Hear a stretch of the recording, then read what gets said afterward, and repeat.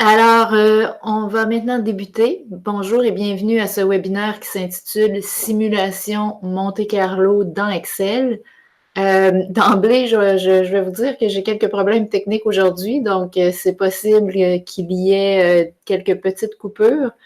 Si jamais de votre côté il y a quelques problèmes que ce soit, la seule chose que je vois bien, c'est la zone de discussion. Alors, vous pourrez faire un commentaire dans la zone de discussion et je pourrai m'ajuster le cas échéant. Alors, mon nom est Sophie Marchand et je suis à la tête d'une petite entreprise qui s'appelle le CFO Masqué. Je suis principalement spécialisée en finance corporative et évidemment en informatique. Je suis ce que Microsoft appelle une Most Valuable Professional. Alors, j'ai un titre MVP Office Apps et MVP Data Platform pour mes compétences donc en Excel et en Power BI. Donc, le sujet d'aujourd'hui va traiter davantage d'informatique, mais ça va toucher la finance aussi à certains égards. Vous allez voir que les simulations Monte-Carlo dans Excel, c'est souvent rattaché à des modèles financiers. Alors, on parlera de tout ça dans un instant. Je suis également à la tête d'un groupe d'usagers qui s'appelle Montreal Modern Excel and Power BI. Alors, vous pouvez aller dans la grande communauté Power BI de Microsoft sur le site pbi-usergroup.com et vous allez retrouver notre groupe d'usagers. On se rencontre une fois par mois environ dans les bureaux de Microsoft à Montréal. On fait venir des conférenciers et un peu comme dans le même esprit que les webinaires, le but c'est de partager des connaissances. Donc, on invite principalement des consultants ou des entreprises qui utilisent Power BI et Modern Excel fait référence à Power Query et Power Pivot notamment. Si vous êtes un usager d'Excel et que vous ne connaissez pas encore Power Query et Power Pivot, il est grand temps de vous y mettre. On est en 2019 et ce sont des solutions qui vont amener vraiment votre Excel à un autre niveau. Alors, allons-y avec une présentation de ce qu'est une simulation Monte-Carlo, de la théorie donc pour mettre la table et ensuite on va regarder un exemple concret dans Excel. Alors, quand on parle de simulation Monte-Carlo, vous allez aussi entendre parler de technique Monte-Carlo ou de méthode Monte-Carlo. C'est vraiment une technique de simulation en informatique. Première chose à savoir. Et ce que ça fait, c'est que ça permet de prévoir les résultats les plus probables. Et ça permet donc aux décideurs d'évaluer le niveau de risque qui accompagne une décision. Donc, évidemment, si on connaît d'avance les résultats les plus probables, on maîtrise davantage notre niveau de risque et ce faisant, on peut prendre une décision qui va balancer finalement les avantages et le niveau de risque en question. Donc, on classe souvent les simulations Monte-Carlo dans la grande catégorie qu'on appelle l'analyse de risque parce que c'est exactement ce que c'est. Alors, de quoi est-ce qu'on a besoin pour effectuer une simulation Monte-Carlo? D'abord et avant tout, on a besoin d'un modèle mathématique. J'ai mis mathématique / financier parce qu'un modèle financier, c'est un modèle mathématique. Je dirais la plupart du temps, dans beaucoup de situations, les simulations Monte-Carlo vont être utilisées donc à l'intérieur d'un modèle financier. Ces modèles-là sont souvent conçus dans Excel.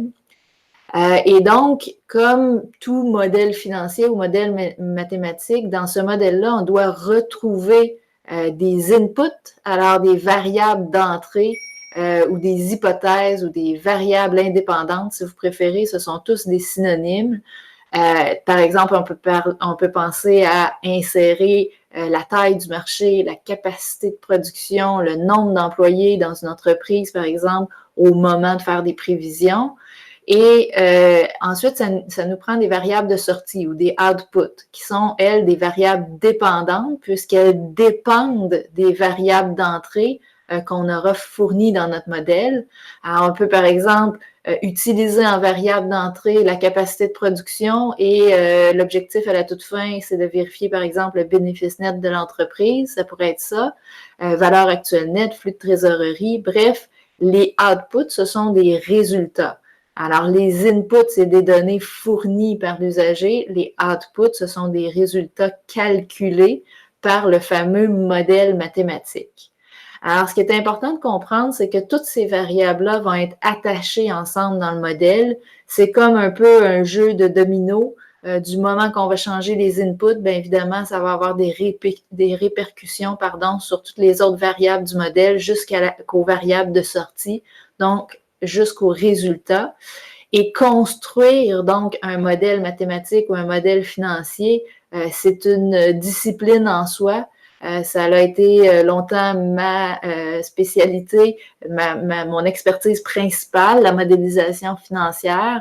Et il faut donc bien comprendre ce que l'on modélise et posséder des techniques informatiques avancées pour pouvoir justement bien le modéliser.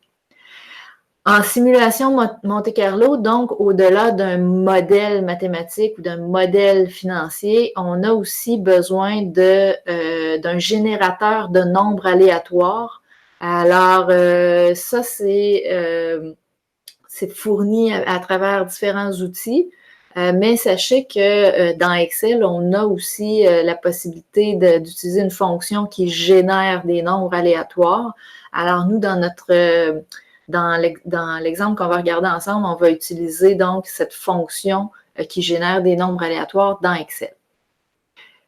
Le point faible des modèles mathématiques ou des modèles financiers, c'est l'incertitude au niveau de la valeur des variables d'entrée.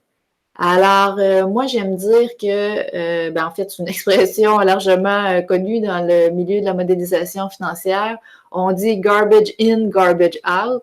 Alors, vous avez beau avoir le meilleur modèle qui fasse du sens mathématiquement, que toutes les variables soient bien liées entre elles. Si vous fournissez en valeur d'entrée, en variable d'entrée, n'importe quoi, bien évidemment, le résultat va être n'importe quoi. Dans la plupart du temps, évidemment, vous ne fournirez pas n'importe quoi, mais jusqu'à quel point est-ce que vous êtes certain de la valeur de votre variable d'entrée? Ah bien là, c'est questionnable.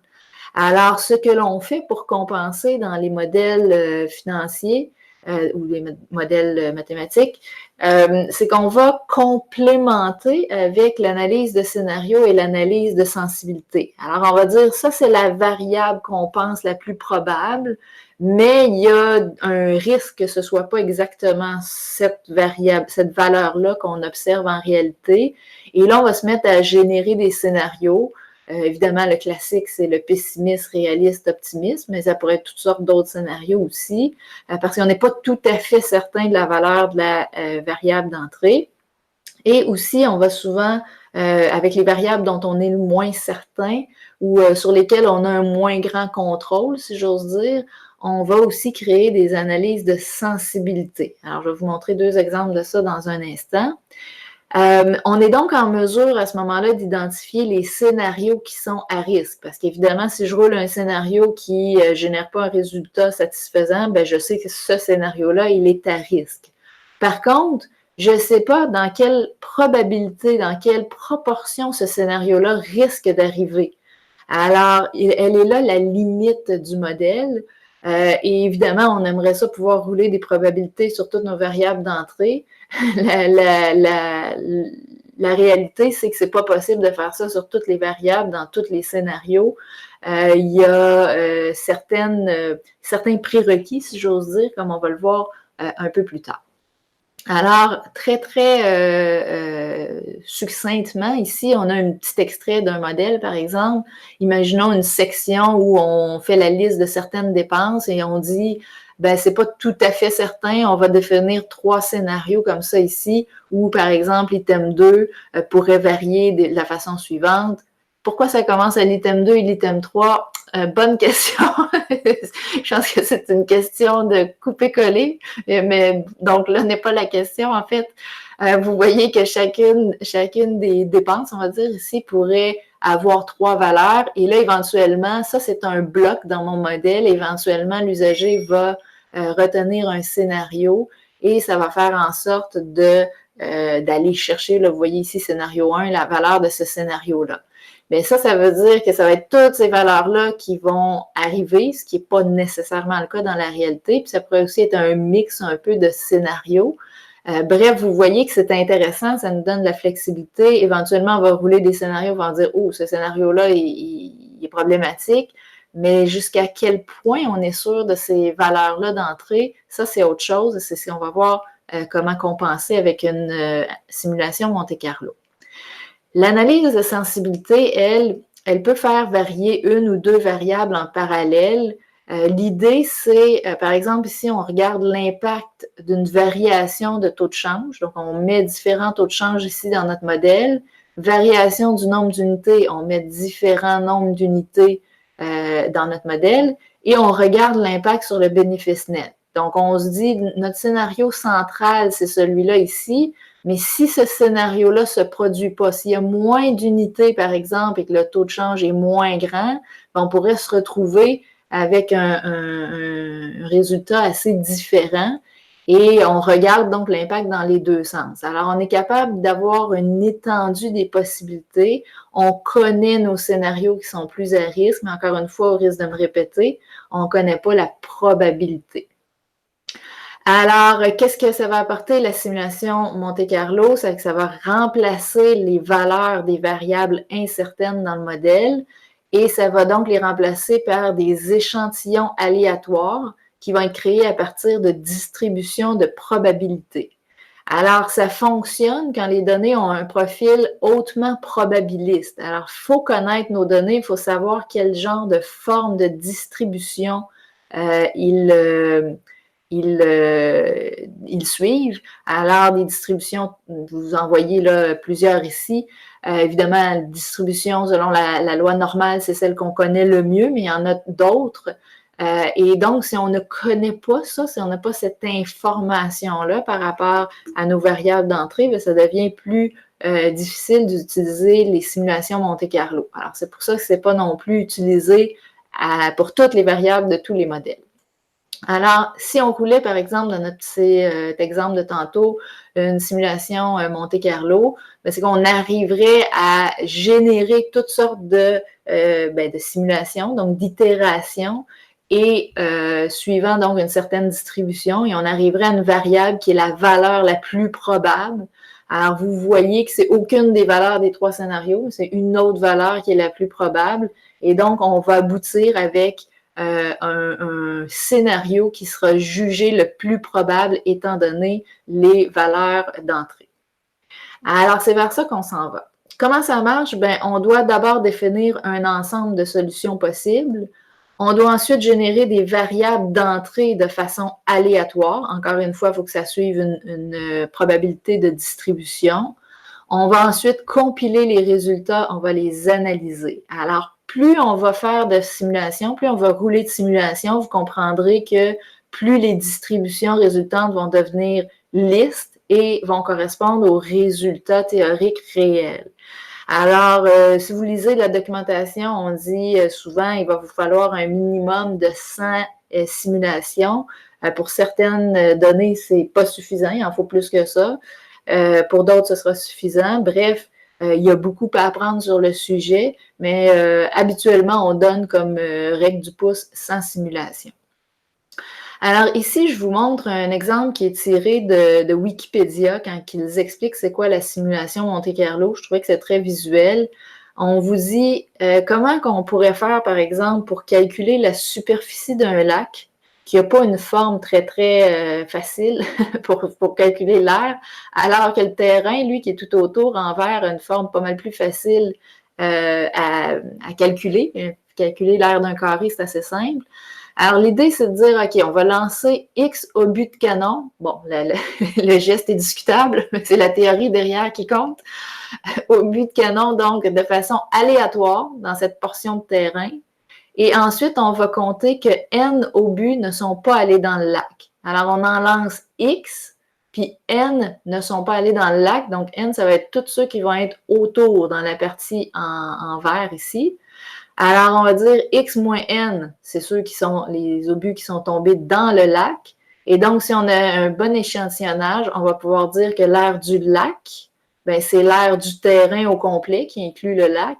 multiplié par la proportion, donc, qui est mon X moins N obus, là, donc ma proportion qui est occupée par le lac lui-même. Alors, il faut voir les obus de canon ou les points noirs ici comme des simulations et ça nous donne donc le résultat le plus probable parce qu'on a fait ça, l'échantillonnage, donc de façon aléatoire. Quel outil utiliser pour performer maintenant des simulations Monte-Carlo? Alors, il y a des logiciels qui font exactement ça, qui sont spécialisés là-dedans. Certains d'entre eux sont des add-ins Excel. Alors, Crystal Ball at Risk, par exemple. Il y a d'autres logiciels qui fonctionnent en parallèle d'Excel, SPSS, par exemple, GoldSeam. Vous pourriez aussi programmer tout ça vous-même, par exemple, en Python. Ou vous pourriez utiliser Excel avec ou sans VBA. L'avantage d'utiliser Excel avec ou sans VBA ou un add-in Excel, c'est qu'on peut intégrer tout ça dans notre modèle financier ou notre modèle mathématique qui, lui, est déjà élaboré dans Excel. Alors, il y a un large avantage, à mon avis, à utiliser ça. Juste petite parenthèse, dans les formations du CFO masqué, il y a une formation qui s'appelle Excel analyse de projet d'investissement. Dans cette formation-là, vous allez voir la simulation Monte-Carlo dans Excel avec et sans VBA, notamment. Alors aujourd'hui, nous, on va se concentrer sur l'approche sans VBA. Avant d'aller plus loin, on va regarder ce serait quoi les applications au domaine des affaires. Alors, tirer des obus pour regarder l'air d'un lac, c'est une chose. Dans le domaine des affaires, à quoi ça pourrait bien servir? Bien, ça pourrait servir à prévoir le risque de fraude de carte de crédit, prévoir la taille d'un marché, calculer la valeur à vie d'un client, prévoir la probabilité de défaut de paiement des clients, prévoir le cours d'une action ou le cours d'une matière première, prévoir la valeur des actifs et passifs d'un fonds de pension, prévoir le cours d'un taux de change ou le cours d'un taux d'intérêt, prévoir la probabilité de dépasser les coûts d'un projet ou les délais d'un projet, prévoir la probabilité d'annulation d'un contrat, prévoir la probabilité de réalisation d'un projet. Alors, vous voyez, les applications sont très nombreuses. On est dans une ère de predictive analysis, donc l'analyse prédictive, qui est tout à fait à propos. Mais vous voyez que la simulation Monte-Carlo, à certains égards, peut arriver à prévoir le même genre d'éléments. Alors, petite pause entre ma présentation PowerPoint et ma présentation Excel. Je veux vous faire part du code promotionnel pour le webinaire en question. Si vous vous étiez inscrit au webinaire, vous allez le recevoir par courriel également. Sinon, vous le voyez ici à l'écran, là, en jaune, MF1- en fait, petite barre en dessous, webinaire, petite barre en dessous, Monte-Carlo. Ça va vous donner 25% de rabais pour notre formation Excel modélisation financière niveau 1, en classe ou en ligne. Alors, pourquoi sur cette formation-là? Ben, parce que c'est un prérequis, cette formation-là, à notre autre formation Excel, analyse de projet d'investissement qui, elle, traite de Monte-Carlo. Alors, on veut s'assurer que vous ayez la base. Alors, si le sujet vous intéresse, modélisation financière niveau 1, ce sera un prérequis. Et donc, la prochaine session en classe aura lieu le 28 août. Et en ligne, ben, c'est disponible en tout temps, évidemment. Et votre code promotionnel, vous pouvez l'utiliser jusqu'au, en fait, avant le 12 mai 2019. Alors, voilà pour ça. Maintenant, on va aller dans Excel. Et la technique que je veux vous montrer, c'est celle qui ne nécessite pas de code VBA. Pourquoi? Bien parce que les gens, en général, n'aiment pas programmer. Non, c'est pas vrai. Il y a deux catégories de professionnels, mais c'est vrai que c'est pas tout le monde qui programme. Alors, ça peut être plus simple de passer par Excel, un outil que bien des usagers maîtrisent déjà. Encore faut-il maîtriser certaines fonctionnalités plus modernes, si j'ose dire. Alors, on va regarder tout ça avec un exemple que tout le monde va comprendre. Ce n'est pas appliqué à la finance, c'est vraiment pour s'assurer qu'on comprend tous de quoi il est question. C'est un jeu de dés. Alors, vous allez voir souvent que les simulations Monte-Carlo sont utilisées justement dans ce type de contexte-là pour pour fin d'enseignement. Alors, en fait, l'exercice que je vais vous montrer ici, sachez que c'était une question d'examen de, je ne sais plus quelle année, mais du concours Model-Off, donc un concours de modélisation financière internationale, où le CFO masqué s'est classé dans les 3 premiers 2 années de fil. Ensuite, on n'a plus participé, on avait prouvé ce qu'on avait à prouver. Et puis, mais on a récupéré, donc, il y a une année où on a participé, qu'il y avait cette fameuse question. Alors, je l'ai complété ici pour vous. Alors, dans ce jeu de dés, le joueur, il va brasser 3 dés. Et évidemment, chaque dé a 6 côtés, vous l'aurez compris. Il y a maintenant la possibilité d'obtenir 3, 4, 5, 16, 17, 18. Dans ce cas-là, le joueur va perdre. Si il a 7 ou 11, il va gagner. Et s'il y a n'importe quel autre résultat entre les deux, ben à ce moment-là, il va avoir à brasser à nouveau les dés. Alors, soit il gagne, soit il perd, ou soit il rebrasse. Quand il rebrasse, ça recommence. Le jeu recommence, ça se poursuit de la même façon. Sauf que là, le joueur va gagner dès que le total obtenu va être identique au total obtenu au premier tour. Alors, dès que c'est égal au total obtenu au premier tour, le joueur gagne et ça ne va pas plus loin. Dans les règles de départ, on nous dit que les dés vont être brassés tout au plus 50 fois et que 5000 résultats vont être nécessaires pour préparer la simulation. Alors, vous voyez qu'on est loin du 100 de tout à l'heure, on est rendu à 5000. Et donc, c'est ce qu'on va faire ici. Vous allez voir que j'ai des étapes d'inscrites. Alors, même si elles ne sont pas présentées dans l'ordre, elles sont réalisées dans l'ordre où je vais vous les présenter. Alors, on va y aller avec la première étape. Je vais essayer de garder les règles au tableau, à l'écran. J'ai habitué à la formation en classe. Alors, l'étape 1, c'est des simulations avec 50 brassements. Alors, je vais juste vous montrer qu'à l'extrême droite, j'ai 50 essais. Alors, on va revenir ici au début, mais j'ai donc 50 colonnes. Vous avez les dés ici, 1, 2, 3. Et j'ai généré de façon aléatoire des résultats. Alors, pour chacune des cellules, des 50 colonnes, les 3 lignes ici, j'ai une fonction, en fait, que j'ai copiée ici, aléa.entre.borne. Donc, ça génère des chiffres aléatoires entre les bornes spécifiées. Dans ce cas-ci, entre 1 et 6, parce qu'évidemment, mon dé, ben, c'est ça qui peut avoir 1, 2, 3, 4, 5, 6 comme résultat. Par la suite, ben, je fais simplement un total des dés. Donc, j'ai la fonction aléatoire. Une fois que je l'insère, si je clique sur F9, ben, elle va se recalculer à chaque fois. Et vous voyez là que ben, évidemment, il y a d'autres étapes qui ont été complétées qu'on va voir dans un instant, mais vous voyez que le résultat change à chaque fois. Alors ça, c'est ma première étape. C'est l'étape probablement la plus facile. Mon étape numéro 2 ici, ce sont les conclusions possibles. Alors, j'ai les résultats possibles. Si je tire 3 dés, ben, au maximum, je vais avoir 18. Je ne pourrai jamais avoir 1 et 2 parce qu'au minimum, chaque dé va avoir 1. Donc, je vais commencer comme résultat possible à 3. Alors, c'est pour ça que les résultats ici, j'ai mis NA, NA.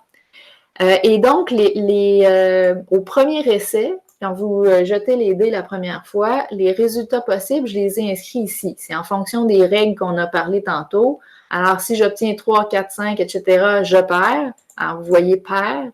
Il y a certains nombres que je gagne, c'était 7 et 11, et tout le reste, je rebrasse. Alors, ça, c'est tous les scénarios possibles à mon premier tour. Par la suite, donc, ce que je vais faire, c'est que je vais déterminer les autres tours. Donc, qu'est-ce qui va se passer aux autres tours? J'ai simplement utilisé une fonction si ici. Alors, la fonction dit si D41, alors si le résultat ici, si D41 est égal à D23, et là, D23, c'est le total que j'ai à mon premier essai, et vous voyez que D23, la cellule est gelée, donc je compare toujours au résultat de mon premier essai. Pourquoi? Bien parce que si c'est égal à ce résultat-là, je gagne. Sinon, bien, je reprends le résultat d'avant. Pourquoi? Ben parce que si j'avais déjà perdu, je continue d'avoir perdu. Si j'ai perdu au premier tour, je vais perdre pour les 49 autres tours. J'ai perdu, c'est fini pour le reste. Si j'ai gagné, ben j'ai déjà gagné, j'ai gagné pour le reste. Et évidemment, si j'avais rebrasse et que je n'ai pas un résultat équivalent au premier tour, ben je rebrasse encore. Donc, c'est pour ça que je dis, si c'est pas égal au total du premier tour, ben on va prendre ce qu'il y avait à l'étape précédente, donc soit perd, gagne ou rebrasse. Alors ça ici, ça me donne un tableau avec les possibilités de résultats au premier tour et pour les tours suivants. C'est mon étape 2. Mon étape 3, c'est justement de me servir de ces informations pour amener une conclusion. Alors, est-ce que j'ai gagné, est-ce que j'ai perdu ou est-ce que je rebrasse? Pour le premier tour, vous voyez, je l'ai mis en gris, la formule va être différente de celle utilisée pour le reste. Alors, pour le premier tour, j'ai mis la formule ici. Je vais cliquer dessus et juste pour mettre en surbrillance. Ce qu'on est en train de dire, c'est qu'on cherche finalement ce résultat-là, qui est 14, dans la plage de données ici. Alors, on a une fonction index. On spécifie d'abord la plage. La plage, c'est les conclusions possibles après le premier essai. Qu'est-ce qu'on cherche? On cherche D23, donc on cherche le total obtenu ici dans la colonne 1. Donc, je me trouve, je vais juste tasser ici. Alors, je me trouve donc à aller chercher la 14e ligne de ceci. Alors, 14e ligne, rebrasse. Vous voyez rebrasse ici. Désolée, j'avais vraiment besoin d'une petite pause. Alors, voilà. Pour les formules suivantes, vous avez la grande formule qui est ici. Donc, elle est un petit peu plus grande, mais pas tellement plus compliquée. Alors, je vais mettre en surbrillance encore une fois. On dit si ou deux scénarios possibles. Si D24 est égal à gagne ou D24 est égal à pair, mets D24. Parce que, comme on l'a dit tantôt, si on a perdu au premier tour, on a perdu pour tous les tours restants. Si on a gagné au premier tour, on a gagné pour tous les tours restants. Sinon, c'est un index dans la colonne des scénarios ici, autres. On va prendre la ligne, quelle ligne? Bien, la ligne qui correspond au résultat obtenu. Donc, dans ce cas-ci, la 6e ligne. Et on va regarder, bien, 1, en fait, on pourrait mettre 1, 0 ou rien, là, parce qu'il y a juste une colonne dans notre plage. Alors, ça va regarder directement dans cette colonne-là. Et donc, 6, vous voyez que c'est bel et bien rebrasse. Si je fais le même calcul ici, on est en train de dire si c'est gagne ou perd en avant, mais gagne ou perd. Donc, ce n'est pas le cas. Sinon, on va dans l'index chercher 11, je regarde et là, je vais me retrouver avec gagne. Alors, c'est pour ça que vous voyez gagne ici. Alors, vous voyez que ça se génère comme ça pour les 50 scénarios. Ça, c'est mon étape 3. Mon étape 4 ici, c'est le nombre total de roulements. Alors, si vous regardez, j'ai rebrasse, rebrasse, gagne. Donc, ça m'a pris ici 3 coups avant de gagner. Comment je peux calculer ça? Ben, de toutes sortes de façons. Dans Excel, il y a toujours un paquet de façons d'arriver à un résultat. Alors, dans ce cas-ci, si on regarde la formule, c'est un nb.ci. Alors, on fait un compte conditionnel. On regarde les conclusions des 50 scénarios. On compte combien de fois il y a rebrasse et on met plus 1. Parce qu'évidemment, si je rebrasse, puis après le prochain rebrasse, c'est plus un rebrasse, mais ça veut dire que c'est rendu à cette étape-là que j'ai gagné ou que j'ai perdu. En tout cas, que ça s'est terminé. Alors, c'est pour ça que j'ajoute le plus 1 ici. Alors, vous voyez, jusqu'à maintenant, on n'est pas encore dans l'étape de faire nos simulations, mais vous voyez que ça demande une modélisation, somme toute, assez exhaustive. Alors, cette modélisation-là, des fois, il y en a qui me disent, peux-tu nous vendre ton modèle de simulation Monte-Carlo dans Excel? Ben non, parce que ça dépend du modèle en arrière, de ce que l'on analyse. Ici, c'est très, très spécifique à ce jeu de dés. Alors, maintenant, on va aller dans notre zone de simulation. Alors, dans notre zone de simulation, je vais juste vous montrer qu'on s'en va jusqu'à 5000. Alors, on a finalement nos 5000 itérations qui était demandé. Donc, ce que l'on cherche à faire, c'est qu'on veut le total des dés après 50 roulements. Donc, après nos 50 fois, 50 fois possible, mais vous aurez compris qu'on se rend rarement à 50 fois avant d'avoir un verdict de gagne ou perd. Mais bref, le dernier résultat va nous dire donc si on a perdu, si on a gagné ou si après 50 roulements, on arrive à rebrasse. Mais vous allez voir que ça n'arrive jamais. Donc, ce qu'on veut, c'est aller chercher ce résultat-là et faire ensuite une table de sensibilité. Alors, je vous montre ici, BA24 et BA23, ce sont les cellules, vous l'aurez compris, ici à l'essai 50. C'est le chiffre qui représente le total des 3D et la conclusion, donc gagne ou perd, ou si c'était le cas, rebrasse. Alors, je vais aller chercher tout simplement. Vous voyez que c'est une fonction égale. Et par la suite, qu'est-ce que je fais? Bien, je fais simplement une table de sensibilité. Alors, je fais ce que j'ai un peu montré tantôt ici rapidement. Je vais essayer de revenir derrière. Ici. Donc, ça, c'est ce qu'on appelle une table de sensibilité dans Excel. Une table de sensibilité dans Excel, ça s'appelle plus précisément une table de données. C'est dans la section analyse de scénario. Il y a une façon très précise de bâtir ça. Ici, on va l'utiliser d'une façon un peu spéciale, qui n'est pas comme d'habitude. L'idée d'une table de sensibilité, quand on met des résultats comme ça en ligne ou en colonne, c'est qu'on fait varier une variable et on recalcule à chaque fois ce qui se trouve dans la cellule, dans ce cas-ci BA24 et BA23. Normalement, c'est qu'on passe ce qui est en colonne ici dans la variable d'entrée. C'est aussi ce qu'on va faire ici, mais un petit peu différemment. C'est-à-dire que, premièrement, dans ma table, vous voyez, en fait, je vais juste le sélectionner. Si je voulais faire ma table, si elle n'était pas faite, je sélectionnerais tout ça ici et j'irais donc dans Analyse de scénario, table de données. Je dois spécifier si mes cellules d'entrée ou si vous préférez mes variables indépendantes, si elles sont en ligne ou en colonne. Alors moi, elles sont en colonne. Alors c'est ici qu'il faut que j'aille indiquer où est-ce que je dois les mettre dans mon modèle pour aller les tester.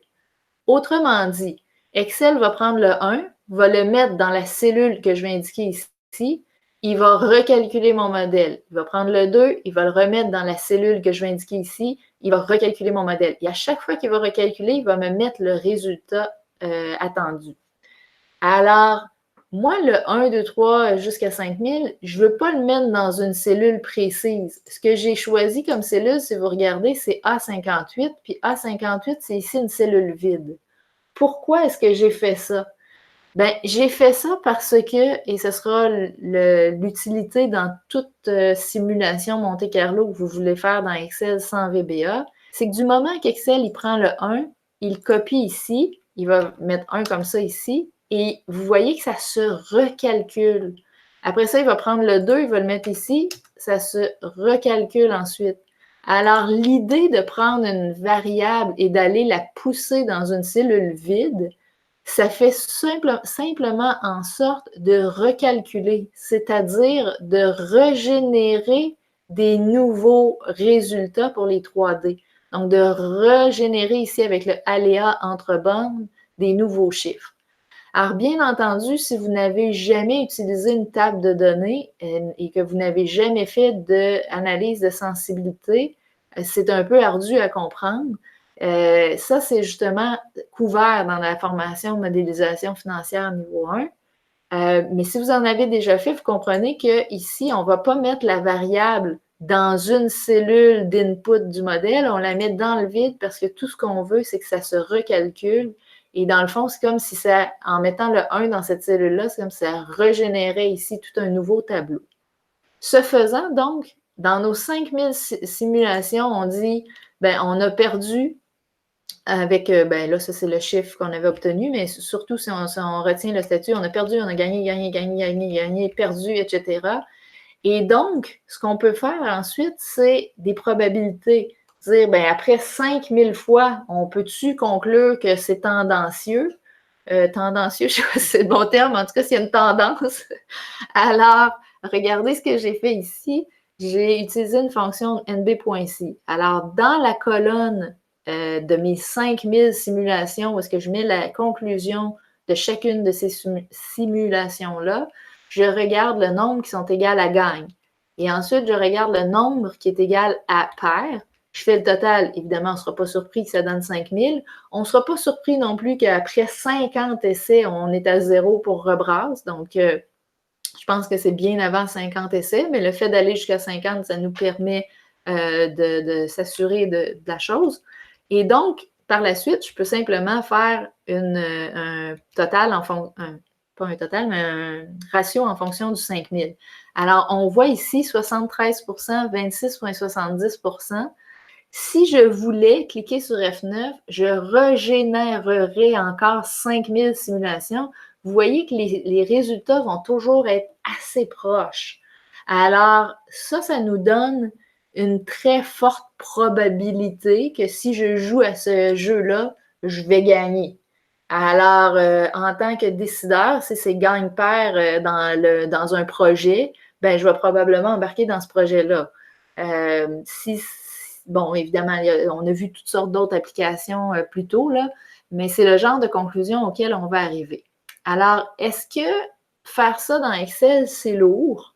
Bien, la réponse, c'est oui, parce que c'est sûr, ici, je génère des nombres aléatoires quand même sur 50 colonnes, 3 lignes. Ce qui est plutôt lourd, c'est la table ici à 5000 simulations.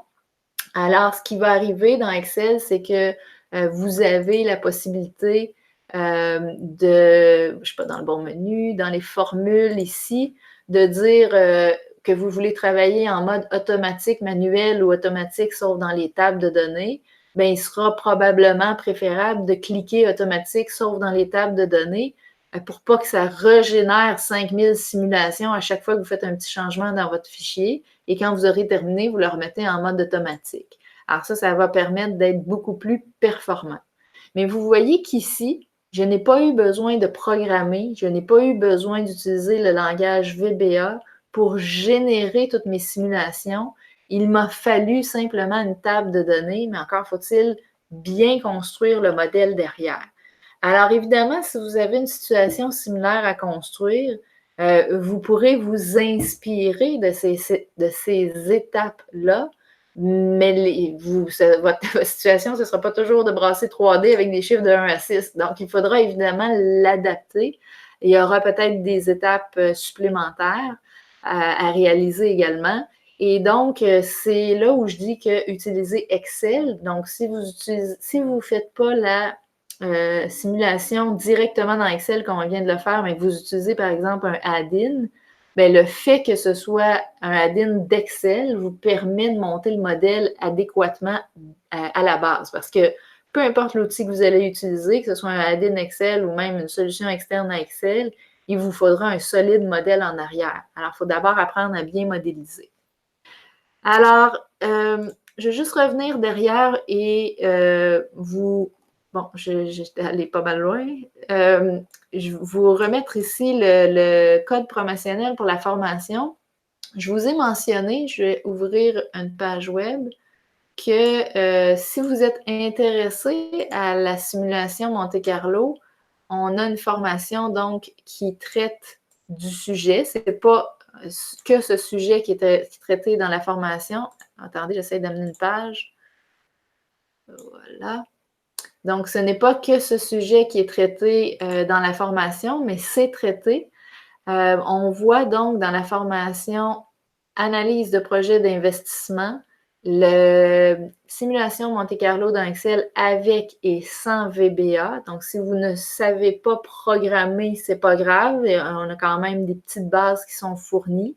Évidemment, par la suite, si vous voulez l'appliquer avec VBA dans vos projets, ben là, il faudrait sans doute vous former en VBA.